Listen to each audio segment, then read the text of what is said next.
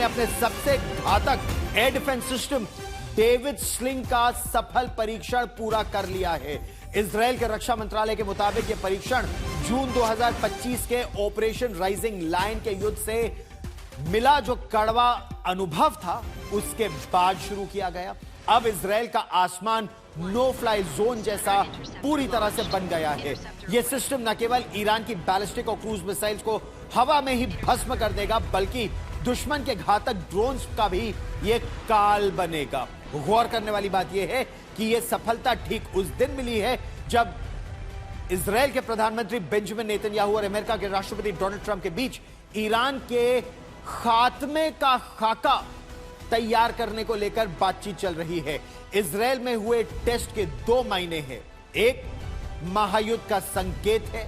दूसरा, इजराइल महासुरक्षा के लिए भी पूरी तरह से तैयार है। उस 12 डे वॉर के बाद 30 से 40 किलोमीटर रेंज में हवाई दुश्मन पर सटीक वार डेविड स्लिंग ये कर पाएगा। अलग अलग दूरी तक मार करने वाली जो उनके पास उनका एयर डिफेंस सिस्टम है, उसमें अमेरिका में निर्मित थार्ड सिस्टम भी है और डेविड स्लिंग भी है और आयरन डोम भी है। तो आपको डेविड स्लिंग के बारे में अब थोड़ा विस्तार से समझाते हैं। हम इससे पहले आपको थार्ड के बारे में बता चुके हैं। ये terminal high altitude area defence system है थार्ड। हम आपको इससे पहले डेविड स्लिंग के बारे में और ज्यादा विस्तार से बताना चाहते हैं। तो डेविड स्लिंग इजराइल का यह अभेद्य सुरक्षा कवच है, एक तरह से हवाई सुरक्षा कवच। 3 लेयर्स में पूरा इनके पास सिस्टम है। सबसे पहले इनका आयरन डोम है।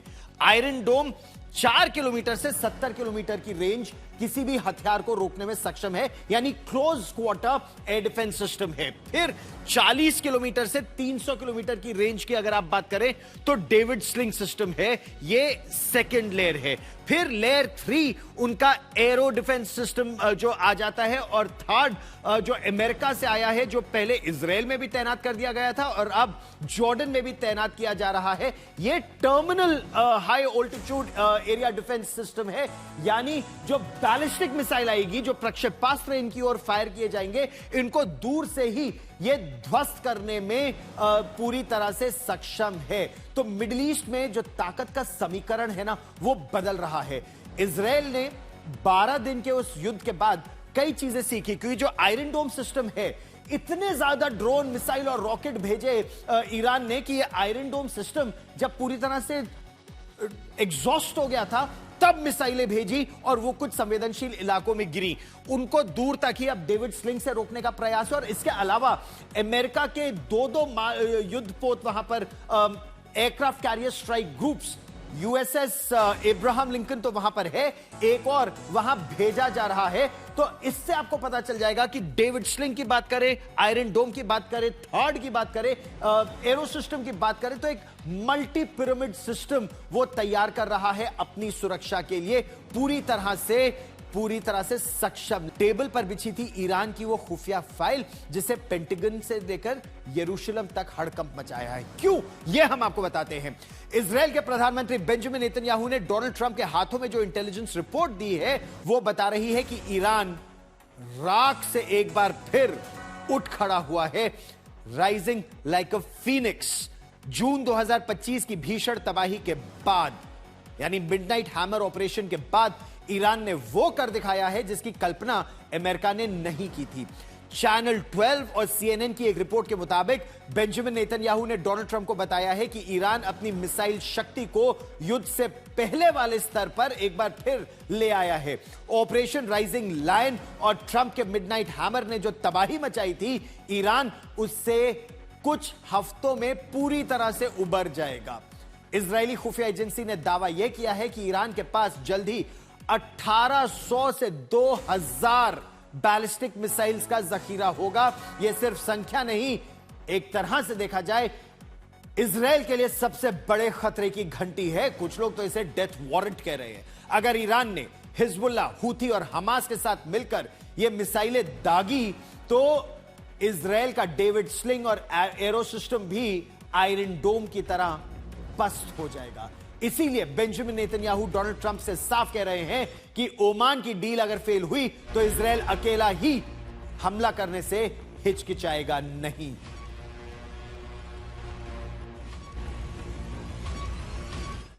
तो आप यह सोचिए कि 12 दिन के इस युद्ध के बाद जब B-2 बमवर्षक विमानों ने तबाही मचा दी थी, उसके बाद भी ईरान ने अपनी मिसाइलें फिर बना दी हैं। कैसे? अब मैं आपको वो समझाता हूं। एक के बाद एक मिसाइलें किस तरह से हैं और अगर 1800 से 2000 किलोमीटर दूर वार कर सकती हैं। ऐसा नहीं है कि ये मिसाइलें तेहरान में है। तेहरान में अगर और ईरान बहुत एक बड़ा देश है, तो अलग अलग जगह उसके पास उसकी मिसाइलें इतनी जगह अंडरग्राउंड बंकर्स में है, अंडरग्राउंड सिटीज है जहां पर हर को आप तबाह भी नहीं कर सकते। वहां से अगर उसने फायर किया तो जैसे उसकी फतेह 1 है या खैबर शिकन है, 1400 किलोमीटर दूर वार करने में सक्षम है। पूरा का पूरा इजराइल उसकी जद में आ जाता है। अगर आप खुर्रम शहर सेजिल मिसाइल की बात करें तो वो 2000 किलोमीटर दूर वार करने में सक्षम है। जो उसकी डेजफुल है वो 1000 किलोमीटर वार करने में पूरी तरह से सक्षम है। तो अपने विस्तृत देश से कहीं भी ईरान हमला कर सकता है। एक साथ तो ना इजराइल और ना अमेरिका हर मिसाइल के ठिकाने पर वार कर सकता है। उसके पास इतने रॉकेट लॉन्चर हैं, इतने मिसाइल लॉन्चर्स हैं कि एक बार जब वो हमला करना शुरू करेगा तो न केवल छोटा सा इजराइल बल्कि इस पूरे मध्य पूर्व में जहां जहां अमेरिका के युद्धपोत भी हैं या फिर 12 से ज्यादा अमेरिका के जो बेसेस हैं सऊदी अरेबिया में, जॉर्डन में, इजिप्ट में, कतर में, ये सब कुवैत में, इराक में, जहां जहां अमेरिकी सैनिक हैं वो बहुत ही जगह में फंस जाएंगे। ऐसा खतरा इस समय है। एक बात मैं आपको और बताना चाहता हूं।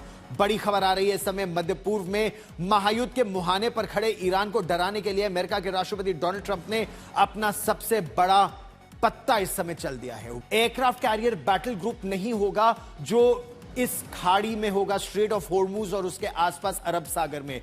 अमेरिका अपना दूसरा विशाल विमानवाहक युद्धपोत USS George H.W. Bush Iran की ओर उसे भी रवाना कर रहा है। यह डोनाल्ड ट्रंप की सीधी चेतावनी है। ईरान या तो डील की मेज पर आ जाए वरना मिडनाइट हैमर 2.0 के लिए वो तैयार हो जाए। यूएसएस जॉर्ज बुश वर्जीनिया तट से एक युद्धाभ्यास को छोड़कर अगले कुछ हफ्तों में खाड़ी में पहुंच जाएगा। इसका मतलब यह कि समंदर में ईरान के सिर पर एक साथ 150 से ज्यादा लड़ाकू विमान, बमवर्षक विमान, सैकड़ों टोमाहोक क्रूज मिसाइलें ये तैनात हो जाएंगी।